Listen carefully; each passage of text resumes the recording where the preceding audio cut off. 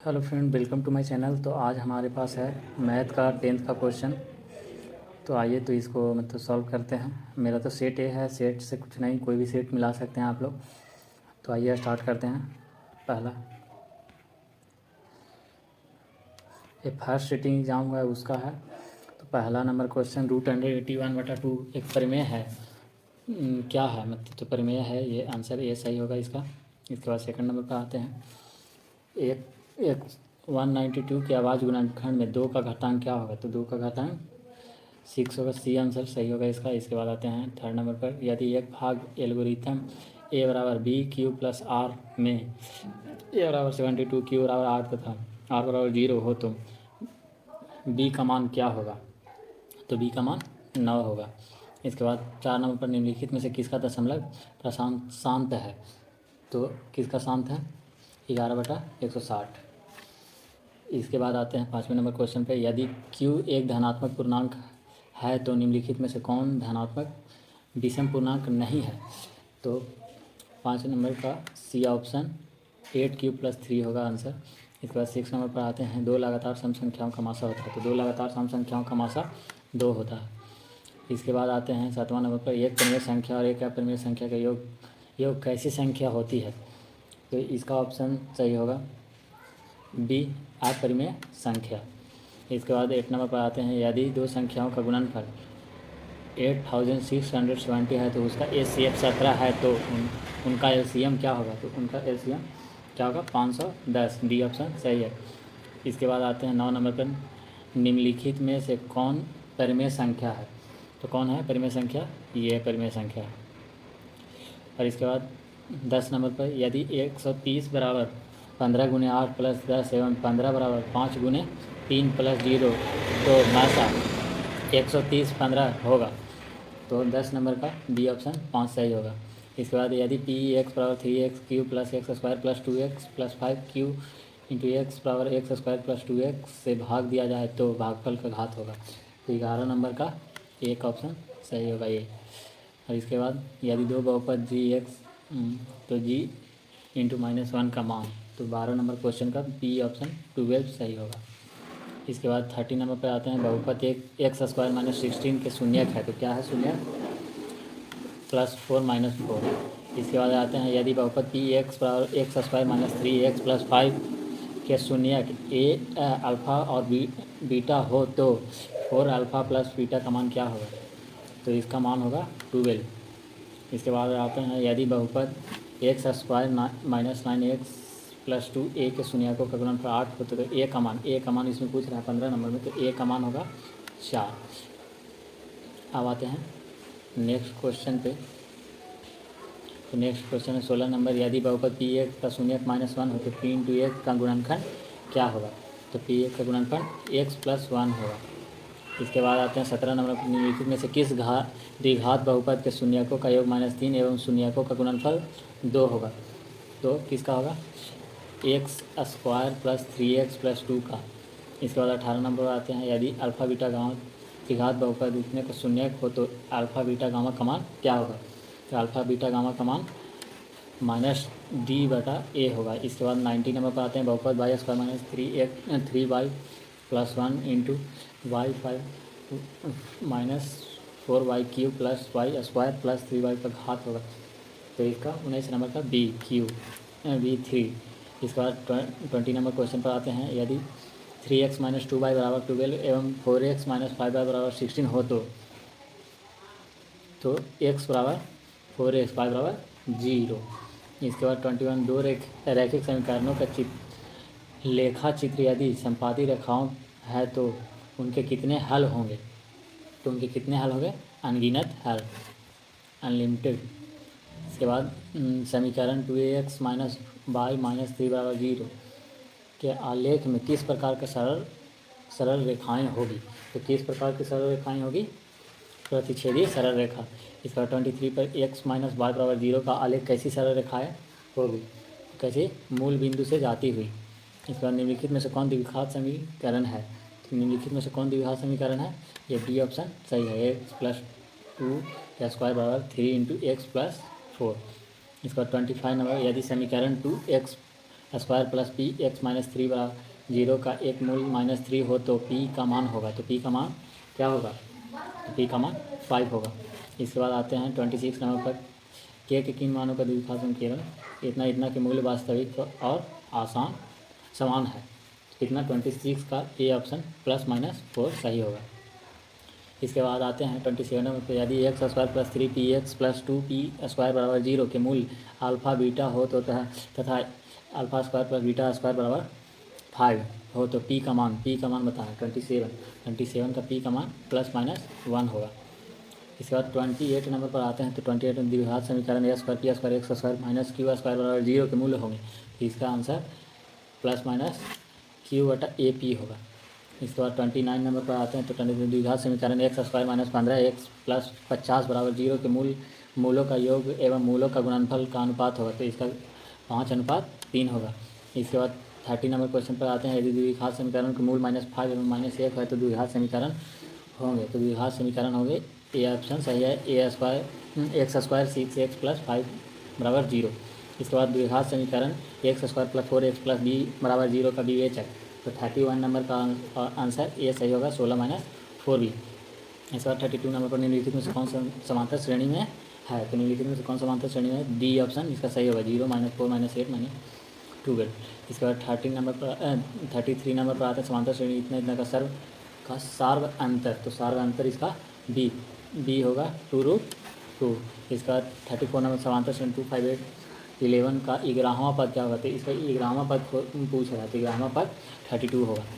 इसके बाद 35 किसी समांतर श्रेणी का nवां पद 8n-2 हो तो उस समांतर श्रेणी का 7वां पद क्या होगा, तो उस श्रेणी का समांतर 54 होगा, ये ऑप्शन सही है। 36 यदि किसी समांतर श्रेणी A30 - A20 बराबर 50 हो तो श्रेणी का सार्व अंतर होगा, तो श्रेणी का सार्व अंतर 5 होगा।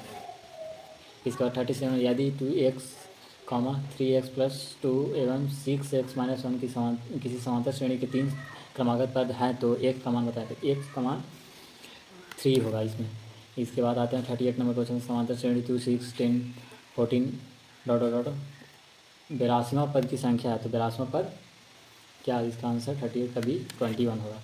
इसका 39 पर समांतर श्रेणी 72, 63, 54 का कौन सा पद शून्य है, तो इसमें कौन सा पद शून्य है, तो इसका 39 का बी 9वां पद। इसके बाद आते हैं 40 नंबर क्वेश्चन पर आते हैं, बिंदु ए cos थीटा 0 तथा 0 1 sin थीटा के बीच की दूरी, तो इसके बीच की दूरी क्या होगी, ए ऑप्शन सही है। इसके बाद 41 बिंदु 15,8 की मूल बिंदु से दूरी क्या होगी, तो मूल बिंदु से दूरी क्या होगी, इसकी 17 आंसर सही है। सरल रेखा y बराबर 2x - 3 का उल्लेख निम्न में से किस बिंदु से होकर गुजरेगी, तो किस बिंदु से होकर गुजरेगी, तो 5,7। एक्स पर वह बिंदु जो बिंदु -2,0 एवं 6,0 से समदूरस्थ हो, तो इसका आंसर 43 का बी 2,0। इसके बाद 44 में y से बिंदु 13,15 की दूरी है, तो इसकी दूरी क्या होगी, 13। किसी वृत्त के व्यास के सिरों का निर्देशांक -10,6 तथा 6,-10, तो वृत्त के केंद्रक का निर्देशांक होगा, तो वृत्त के केंद्रक का निर्देशांक क्या है, तो इसका निर्देशांक -2 होगा।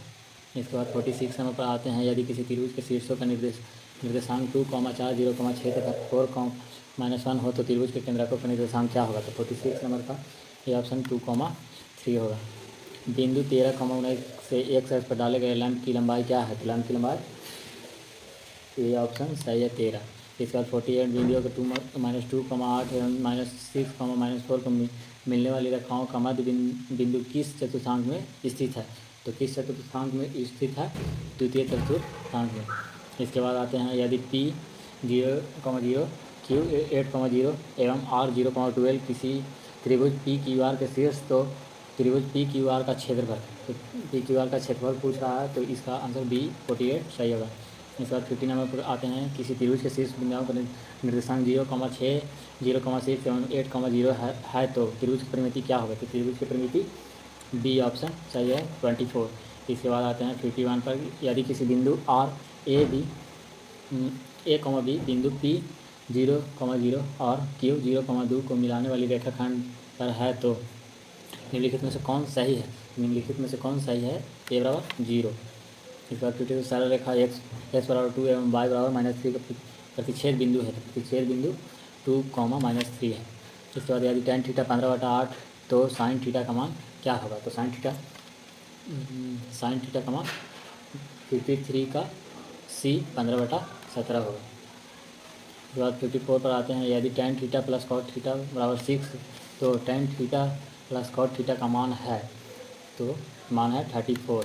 इसके बाद आते हैं। यदि sec theta plus tan theta plus 1 बराबर 0 तो sec theta minus tan theta का मान sec थीटा -1। इसके बाद यदि sin थीटा बराबर √3/2 तो cos theta plus cot theta का मान, तो इसका मान √3। इसके बाद आते हैं 57। यदि √3 tan 2 थीटा -3 बराबर 0 तो थीटा का मान कितना होगा? तो थीटा का मान 30 डिग्री होगा। इसके बाद यदि sin थीटा बराबर cos थीटा 0 और उसको थीटा 90 डिग्री तब थीटा का मान, तो इसमें थीटा का नाम 58 नंबर पर पूछ रहा है तो इसका 45 डिग्री आंसर सही होगा। इसके बाद 59 नंबर पर क्वेश्चन पर आते हैं। तो 59 नंबर का ए ऑप्शन -1 सही होगा। इसके बाद 60 नंबर पर tan theta sin 30 degree sin 30 degree cos 60 degree बराबर cos 30 डिग्री बराबर, तो इसका 1/3 आंसर डी ऑप्शन सही होगा। इसके बाद 61 नंबर पर आते हैं। तो 61 नंबर का सी ऑप्शन 3 सही होगा। इसके बाद 62 नंबर पर आते हैं। 62 का सी ऑप्शन 4 सही होगा। इसके बाद 63 पर आते हैं। sin 54 degree minus cos 36 degree बराबर, तो इसका 63 का ये ऑप्शन 0 सही होगा। इसके बाद cos 1 degree cos 2 degree cos 3 degree dot dot dot cos 90 degree बराबर, तो 64 का ए ऑप्शन 0 सही होगा। इसके बाद 65 पर आते हैं। cos 70 डिग्री बटा साइन का मान, ये क्वेश्चन हम कल के दिए गए क्वेश्चन में भी बताए थे। इसका 2 आंसर सही होगा। इसका 66 2 into cos 45 minus cos sin 45 minus cos 45 बराबर 66 नंबर का ए 0 सही होगा। इसके बाद 67 7 cosec square theta minus 7 cot square theta का मान, तो 67 का बी 7 सही होगा। इसके बाद यदि sin 48 बराबर पी तो tan 48 का मान, तो tan 48 का मान p/√1 माइनस पी स्क्वायर। इसके बाद आते हैं 69 नंबर क्वेश्चन में tan 27 डिग्री tan 63 डिग्री द्वारा sin ए, तो ए का मान बताया, तो ए का मान पूछ रहा है तो ए का मान होगा 90 डिग्री। इसके बाद 70 नंबर क्वेश्चन पर आते हैं। तो 70 नंबर का एक आंसर सही होगा। 71 नंबर क्वेश्चन पर आते हैं। 1 माइनस sin 4 थीटा, तो 71 का A cos square theta into 1 plus sine square theta. इसका 72 नंबर पर आते हैं। त्रिभुज A B C x y क्रमशः भुजाएं ए बी और ए सी पर 2 बिंदु है तथा एक्स वाई बी सी यदि ए एक्स डॉट एक्स बी बराबर 2, इसका 72 का आंसर बी सही होगा, 2:3। इसके बाद 73 दो समरूप त्रिभुजों का क्षेत्रफलों का अनुपात 121:64 है तो उनकी संगत माध्यिकाओं का अनुपात, तो 73 का ए ऑप्शन सही होगा, 11:8। दो समरूप त्रिभुजों का परिमाप क्रमशः 30 सेंटीमीटर और 20 सेंटीमीटर। यदि पहले त्रिभुज की भुजा की लंबाई 18 सेंटीमीटर, त्रिभुज के संगत भुजाओं की लंबाई, तो संगत भुजाओं की लंबाई पूछ रहा था, इसका डी आंसर 12 सेंटीमीटर सही होगा। इसके बाद आते हैं 75 एक समबाहु त्रिभुज का क्षेत्रफल 36√3 सेंटीमीटर स्क्वायर है तो इसकी भुजा, तो इसकी भुजा सी 12 सेंटीमीटर सही होगा इसका आंसर। 2 प्रतिच्छेदी वृत्तों का उभयनिष्ठ स्पर्श रेखाओं की संख्या कितनी होती है, तो 76 नंबर का बी ऑप्शन 2 सही होगा। इसके बाद 77 में एक वृत्त जिनकी त्रिज्या 7 सेंटीमीटर किसी बाह्य बिंदु से 30 के आसपास होगा, पीटी की लंबाई 24 सेंटीमीटर। यदि ओ वृत्त का केंद्रक है तो ओ पी की लंबाई क्या होगी, तो ओ पी की लंबाई पूछा है इसमें, तो ए पी की लंबाई 25 सेंटीमीटर है। इसके बाद आते हैं 78 नंबर पर, किसी बाह्य बिंदु पी से वृत्त पर खींची गई एक स्पर्श रेखा की लंबाई 17 सेंटीमीटर है तो पी की उसकी वृत्त की खींची हुई गई दूसरी स्पर्श रेखा की लंबाई पूछ रहा है, तो इसका सी ऑप्शन 17 सेंटीमीटर सही होगा। इसके बाद आते हैं 79 नंबर क्वेश्चन पर। यदि 7 सेंटीमीटर त्रिज्या वाला वृत्त के लघु वृत्तखंड का क्षेत्रफल 14 वर्ग सेंटीमीटर हो तो द्विघुत वृत्तखंड का क्षेत्रफल, तो 79 नंबर का ये ऑप्शन सही है, 140 वर्ग सेंटीमीटर। इसके बाद 80 नंबर एक वृत्त का क्षेत्रफल 154 सेंटीमीटर स्क्वायर, तो इसका व्यास पूछ रहा था। इसका व्यास 80 नंबर का ए ऑप्शन चाहिए होगा 14 सेंटीमीटर। इसके बाद 81 पर आते हैं। तो 81 का किसी एक पहिए की त्रिज्या 35/44 मीटर हो तो दो चक्कर में तय की गई दूरी, तो दो चक्कर में तय की गई दूरी 10 मीटर, इसका आंसर सही है। अब 82 नंबर पर आते हैं। यदि केंद्र 0 और त्रिज्या r वृत्त में कोण AOB थीटा, तो चाप AB की लंबाई बराबर है, तो चाप AB की लंबाई C पाई r थीटा बटा 180। इसका 83 एक 8 सेंटीमीटर त्रिज्या के ठोस गोले के से 1 सेंटीमीटर त्रिज्या के कितने ठोस गोले बनाए जा सकते हैं, तो 512 गोले बनाए जा सकते हैं। इसके बाद 84 एक शंकु के आधार का व्यास 10 सेंटीमीटर और उनकी ऊंचाई 12 सेंटीमीटर है, तो शंकु का आयतन, तो शंकु का आयतन 100 पाई सेंटीमीटर क्यूब है। एक धातु के पाइप के बाह्य त्रिज्या 4 सेंटीमीटर और आंतरिक त्रिज्या 3 सेंटीमीटर, यदि किसी लंबाई 10 सेंटीमीटर हो तो धातु का आयतन, तो धातु का आयतन पूछ रहा है, तो 220 सेंटीमीटर क्यूब। इसके बाद आते हैं 86 नंबर। एक शंकु और बेलन के आधारों का क्षेत्रफल समान हो तो उनके वर्ग पृष्ठ के क्षेत्रफलों का समान, यदि बेलन की ऊंचाई 2 मीटर हो तो शंकु की त्रिज्या की ऊंचाई, तो 86 नंबर का 4 मीटर। इसके बाद आते हैं 87 नंबर पर। तो 87 नंबर कह रहा है यदि किसी घन का आयतन 125 सेंटीमीटर, यदि घन का किनारा एवं घन के विकर्ण का अनुपात, तो घन के किनारा घन का विकर्ण का अनुपात पूछा था 1:√3। इसके बाद 88 नंबर। यदि किसी अर्धगोले का संपूर्ण पृष्ठ का क्षेत्रफल 462 सेंटीमीटर उसका, तो उसका व्यास क्या होगा, तो व्यास पूछ रहा है, तो व्यास 14 सेंटीमीटर, तो त्रिज्या हो जाएगा 7 सेंटीमीटर। दो बेलनों की त्रिज्याओं का अनुपात 2:3 है, तो उनकी ऊंचाइयों का अनुपात 5:3 है, तो उनके आयतनों का अनुपात, तो आयतन का अनुपात 20:27 होगा। इसके बाद 90 नंबर क्वेश्चन। यदि किसी गोले की त्रिज्या 3 गुनी हो जाती तो इसका आयतन हो जाएगा, तो आयतन कितना, यदि त्रिज्या 3 गुना हो जाता तो आयतन 27 गुना हो जाएगा।